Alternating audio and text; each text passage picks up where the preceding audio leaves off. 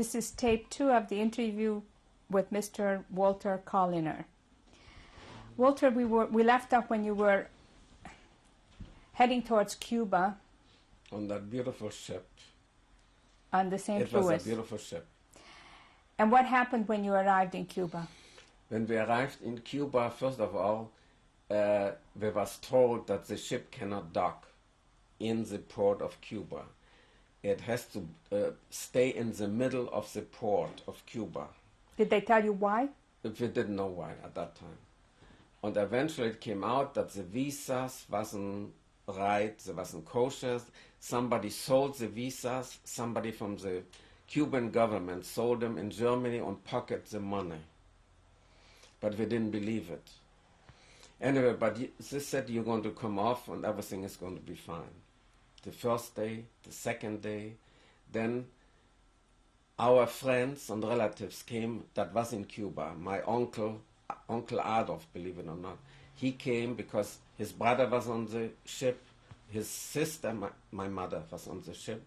So he came and called us, you coming, in German, because the ships came very close, little boats. Mañana, mañana, that was my first Spanish word that I learned. Mañana means tomorrow. Tomorrow you're going to come down, out from the ship. Tomorrow. Anyway, I do remember when we stayed in the port of the week, we stayed about a week in the port of Cuba, that it was very hot. And every afternoon there was a shower. It just came for about 5-10 minutes, it cooled everything off and then it got hot again. That was, I do remember that very well.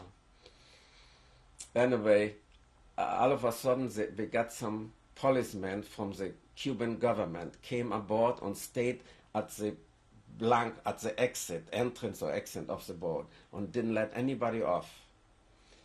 And then I do remember that our captain with some other officers from the ship went on land in order to talk to the Cubans to let us in. And it just didn't work somehow. Then the people, the Jewish people aboard the ship got together, got some money together and telegraphed different cities, like the city of St. Louis in America, Washington, the president, the Mrs. Roosevelt was telegraphed and whatever, and that we could, maybe we can get into Cuba, but maybe we can get into America, because most of the Jews had numbers in order eventually to come to America. They all had it. And that they would change the numbers and we could get to America earlier. But nothing was done about it. How did the mood change on the boat after you could not get off in Cuba, in Havana? Everything changed quite a bit. People got very nervous and upset. And as I said, we got some people together, mostly lawyers got together in order to try to do something that we get off the ship. And nothing seemed to work out. One afternoon, I was sitting with my oldest sister in a chair, in a long chair on one side of the ship. All of a sudden, everybody runs on the other side of the ship. And we thought the news come, I thought so personally, that the news come we can land. And I come on the other side of the ship and I see a man in the water. Blood all around him, and I see a German sailor jumping into the water in order to save him. And he swam towards him, and when this German sailor got to that man, I do remember he did cut the wrist and then jumped into the water. But he pulled, I never forget this, he pulled his veins out. He didn't want to be rescued. It was a terrible year. And they bought a small ship, and they put him aboard the ship, and they took him on to the land. Who was this man? Did you know him? No, I didn't know. He was a lawyer from Breslau, not far from us in Germany. And eventually he got saved, he was saved, but his wife and his two children, they tried to get them off the ship in order to, they wouldn't let him off. The Cuban, only a woman with two children, her husband was sick in the hospital, wouldn't let him off. Eventually, after a week in port, they said that the ship has to leave the port and we're going to circle around Cuba until we get the okay to land. Anyway, the ship went out to sea, and what we had sandboxes for the children to play, sandboxes. And the people was very smart because they said we was going to circle. They put in the sand a piece of wood. And if a circle, that means the sun was out, you would see the shadow that it circles. But if it goes straight, there wouldn't be no shadow. And in the beginning, it was okay, we did circle. But eventually we went straight. And we passed Miami. I do remember Miami from far. I saw some palm trees there, and I saw a lot of cars going by. It was that close. But then we also saw an American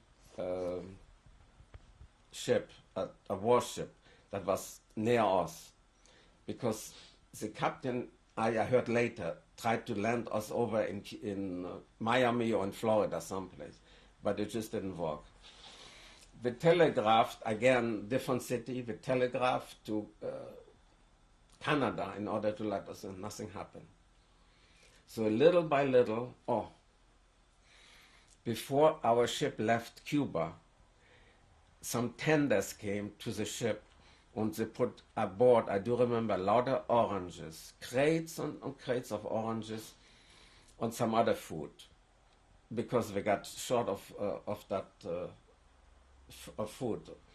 Anyway, we passed Cuba, we passed Miami, and eventually we was told little by little we're going to go towards Europe, but this still working for us. We're not going to go back to Germany and all that. Later on, I found out that the captain,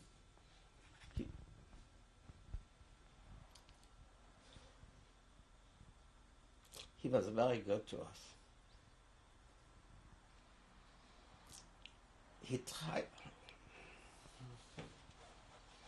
He was trying to put the ship near the coast of England and burn it down so that we could land. But in the meantime, there was also the firemen. There's a group of firemen on every ship in case there's a fire on the ship that would stop the fire, And they heard about it, and they was all Nazis. And they told him not to do it, or, and all that. But a day before we was going to, or 2 days before we was going to go back to Germany, Hamburg, Germany, we found out that the UJA, United Jewish Appeal, are going to put 250 people, there was about 940 people aboard the Jews. Some of them was mixed marriages. The wife was not Jewish, or he was not. They was going to put 250 to Holland, 250 to Belgium, 250 to France, and 250 to England.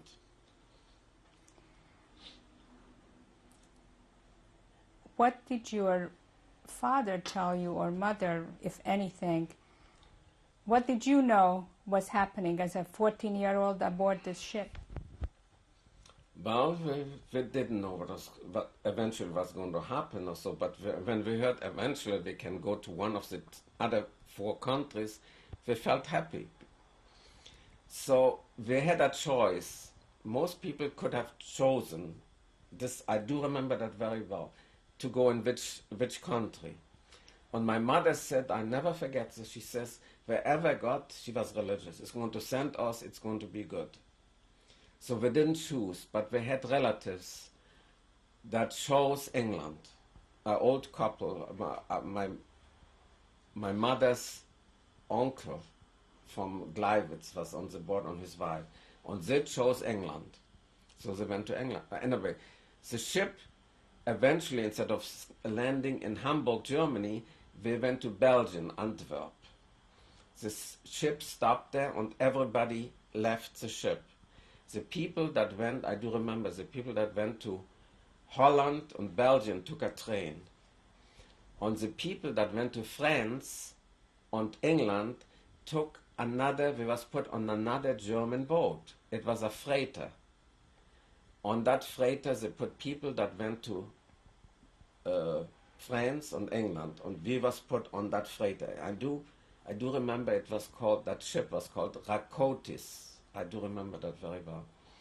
We was put aboard, and that ship went to, what is the name? The coast, a small town on the coast of France. Well, anyway, we got to France on that, into that small town near Calais. What was it? I have it someplace. Boulogne. I got it. Boulogne-sur-Mer.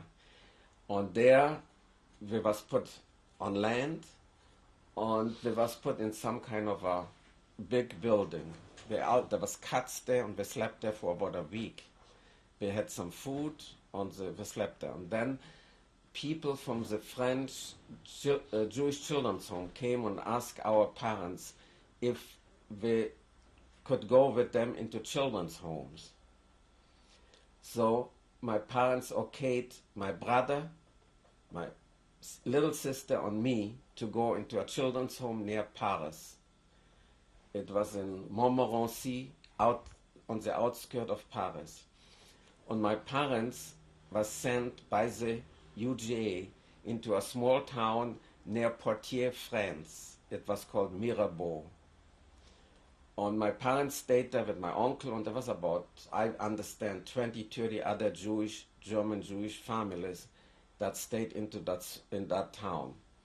Anyway, my brother, my little sister, and me went into a home, a Jewish home, outside on the outskirts of Paris. It was a very nice home. There was kosher food. We had plenty of food and other children to play in. There was other German Jewish children there and Polish Jewish children, and we went to school there in order to learn French. That was I think in July 1939. And then in September 1939, when the war started, the first day of the war, we heard the French alarm system. They was told that there was alarm if the German bombers came. And I remember the first night a German bomber came, and I do remember that noise of the bomber. And all the children were sent into the basement of the building. There was cold there. And we stayed there almost all night. And next morning we came out, it was all black and from the cold. And then the French Jewish president decided not to leave the children. There were several homes in that area. There was 3 homes in that same area. One was very kosher home with very religious children there. And they all were sent to different homes after the war started in the central part of France. My brother, my sister, and me were sent into the department Creuse, that was the central part of France. There was a home there which was a castle, a former castle. We went down there and there was not even heat yet. They fixed everything up for us. On the first few weeks there was no heat. The plumbers was working there on the heat and all that.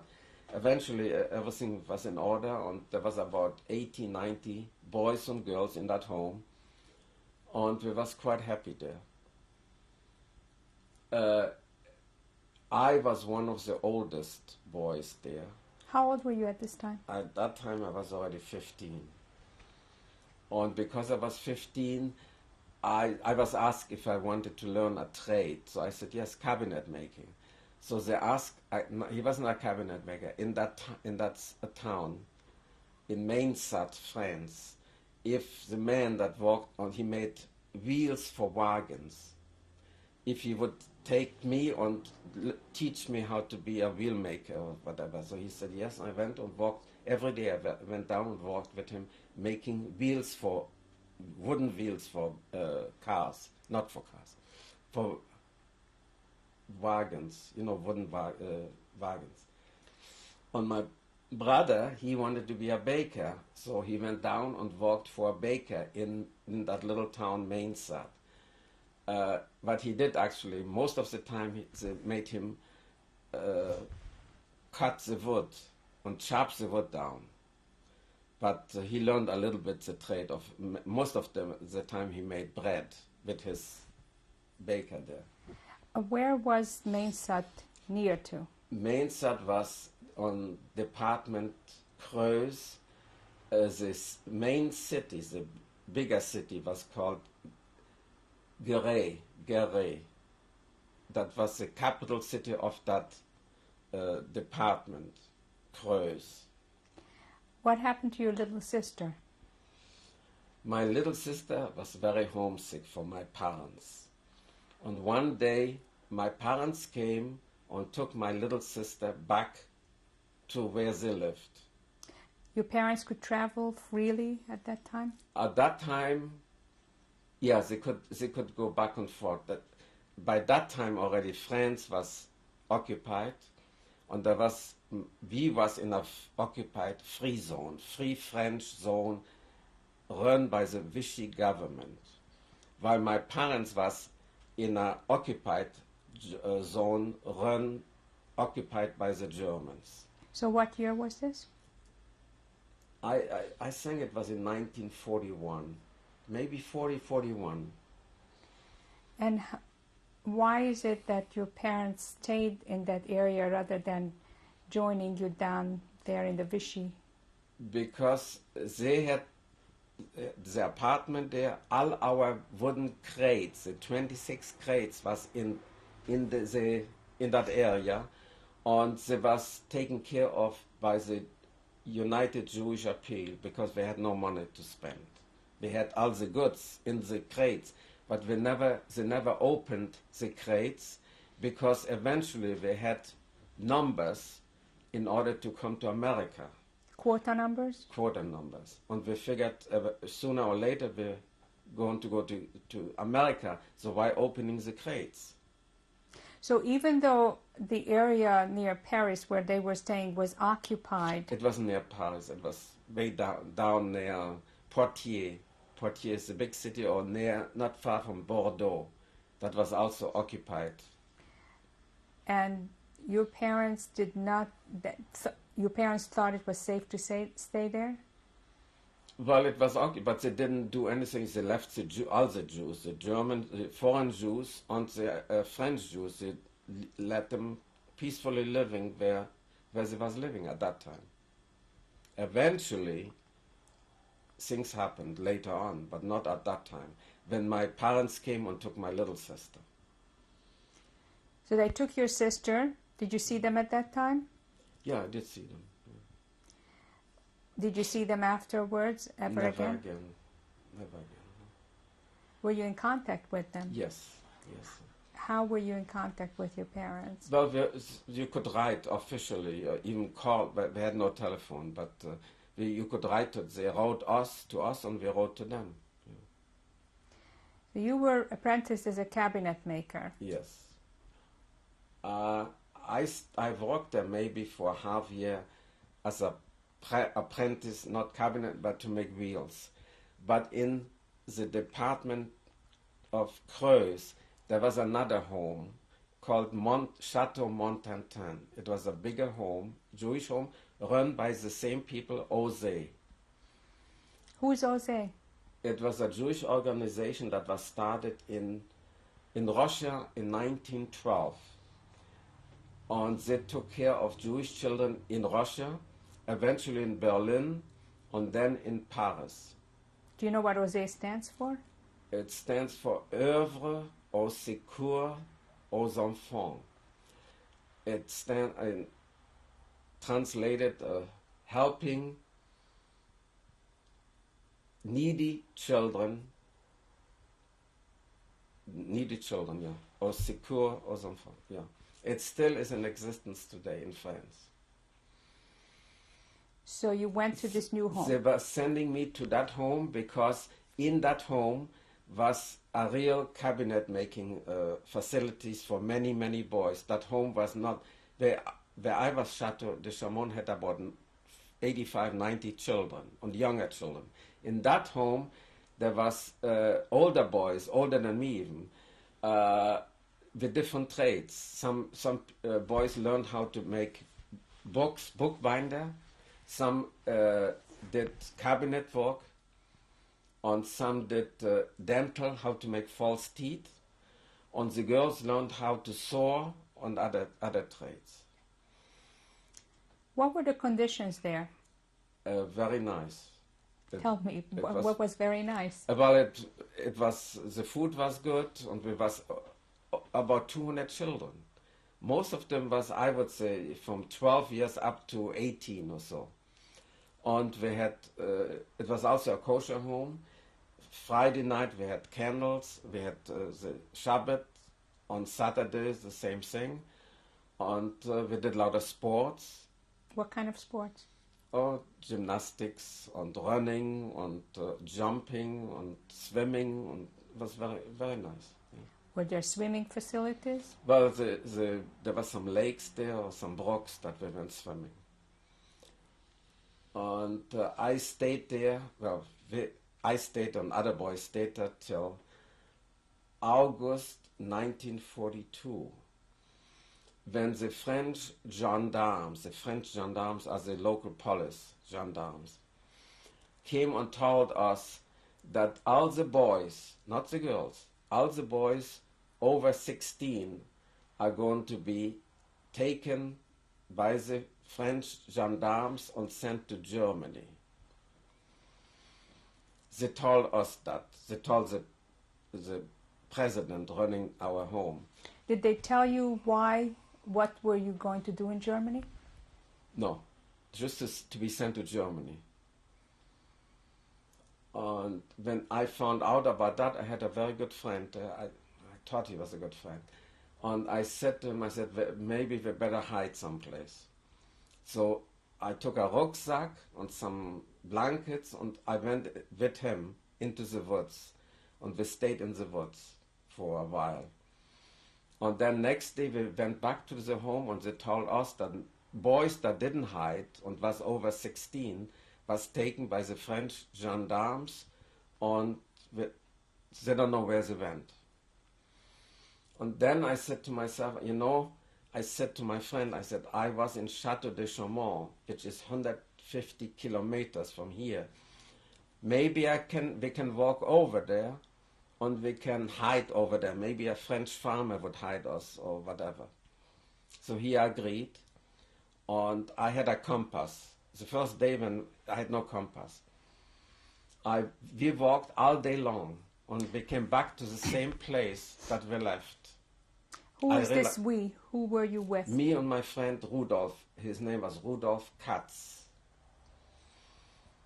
And then I got a compass. I went back to the house, and somebody gave me a compass. And with that compass, I also had a map how to go, not on the highways, but there was no highway, on the roads, besides the roads, to go over to that home. It took us about a week to go over there, but in the meantime, we went to different farmhouses and asked for water, and the farmers gave us all wine, or they gave us milk. And one night, I do remember, I asked the farmer if he can sleep in the barn, and he said, it's okay. So we slept in the barn. All of a sudden, we heard a noise, and we woke up. Well, the noise woke us up, and there was French gendarmes in that. And we ran away, me and my friend Rudolf. I thank the farmer, called up the police. The gendarmes is the police, and told them something about us. So we ran away, and we saved ourselves. In the meantime, it was in August. The trees was full ripe of apples and pears and even grapes. so we ate, we stole, we took it from the trees. When we arrived to Chateau de Chaumont, that home, when I left, it was a home for boys and girls, run by a Mrs. Lotte Schwarz. She wasn't there anymore, and the children wasn't there anymore either. It was run by a Mr. Aaron, and there was only girls in that home. Only girls, very young girls, and up to 18 years old. And Mr. Aaron was very fussy about, because he didn't want us to mingle with the girls in the home. We didn't know any of the girls from before, because it was a new group of people and children, only girls. So he says you can stay for a month in the basement if you cut the wood and fire the furnace and all that. So we agreed. And he says no touching the girls, nothing whatsoever. And we went there we stayed there for a while, and the girls came down anyway. And I didn't realize that the girls never, ever saw any man, or boys or men. And some of them fell in love with us. I got acquainted with a German Jewish girl. Her name was Doris Gutentag, and I did fall in love with her. But there was also another girl there, a French girl. She was from Morocco, and she came down and brought us. Her sister sent her from Morocco chocolate and cookies, and she gave us the cookies. And I said, "No, we don't take the cookies. It's for you." And she was so mad. It was downstairs at the furnace. She took the cookies, I never forget, and threw it in the furnace, because we didn't accept her cookies and chocolate. This girl that you fell in love with, Yeah. do you know what happened to her? During the war, we corresponded, and she wrote to me on a different address, and I wrote to her, and she survived, and she ended up in Israel, but I can talk about it later. Anyway, we stayed about a month and a half in that home, and Monsieur Aaron didn't want us. So he got in touch with somebody, and he told us we have to go take a train and go to Narbonne, the southern part of France. And over there somebody's going to take care of us and give us some papers, because we had no papers. So we took the trains without papers. Nobody asked us any papers in the train, and we went to Narbonne. When we got to Narbonne, somebody picked us up at the railroad station and took us, me and my friend Rudolf Katz, into a home which was a crazy house for children. What do you mean crazy house? It was for mentally retarded children, because they thought nobody is going to look there for Jewish children, you know. Were there mentally retarded children? There was. But we wasn't sleeping in the same room with them. Eventually we found out there was 7 or 8 other Jewish boys in that home in Narbonne. I do remember there was no food, and we had, there was a lot of bed bugs, and we had to scratch all over, and it was terrible. We're going to have a tape change now. Yeah.